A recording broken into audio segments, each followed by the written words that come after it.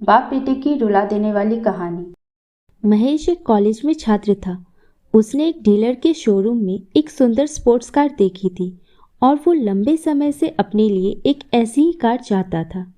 महेश जानता था कि उसके माता पिता इसे खरीदने के लिए सक्षम हैं, इसलिए उसने उन्हें बताया कि उसे ये कार अपने ग्रेजुएशन कंप्लीट होने पर गिफ्ट के रूप में दे। देखते ही देखते वो दिन भी आ गया और पिता ने महेश को अपने निजी कार्यालय में बुलाया।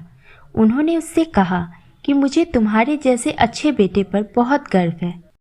उन्होंने उसे बताया कि वह उससे कितना प्यार करते हैं और उसे एक प्यारा रैपर से लिपटा हुआ गिफ्ट दिया।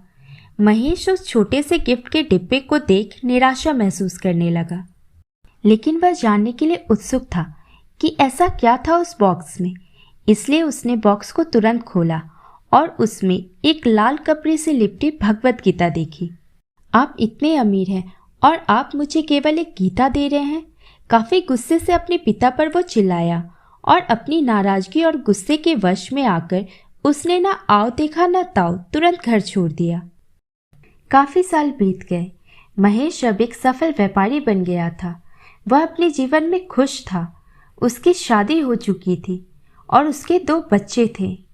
उनका परिवार एक बड़े से घर में रहता था, लेकिन उसके पिता के साथ टूटे रिश्तों के कारण वो अभी भी दुखी था। महेश अपने पिता का घर छोड़ने के बाद कभी उनसे नहीं मिला था। महेश को उस दिन के बाद अपने पिता को ना मिलने का पछतावा हमेशा रहने वाला था, क्योंकि एक दिन उसे एक चिट्ठी मिला जिसमें उसके पिता के निधन की खबर थी और साथ ही ये बताया गया था कि उन्होंने अपने जीवन भर की पूंजी वसीयतनामा के अनुसार महेश के नाम कर दिया। अपने पिता की सारी संपत्ति विरासत के रूप में महेश को मिली।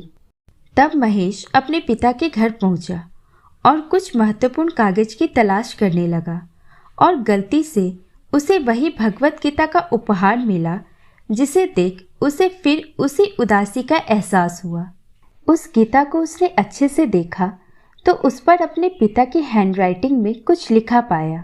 उस पर लिखा था, मैं खुद को बेचकर भी हर सपना पूरा करूंगा तेरा, बस तू सपने जरा बड़े देखना। ये बोल रहा तेरा बाप नहीं, जिंदगी का सबसे पहला दोस्त है तेरा।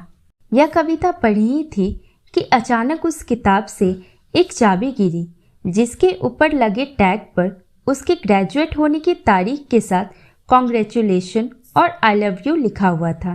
महेश के सर के ऊपर से उसके पिता का साया तो पहले ही उठ चुका था और आज उसकी जिंदगी की सबसे बड़ी गलती के बारे में जानकर उसके पैरों के नीचे से जमीन भी खिसक गई और अब महेश की आंखें और रूह दोनों ही पछतावे के आंसू में डूब गए।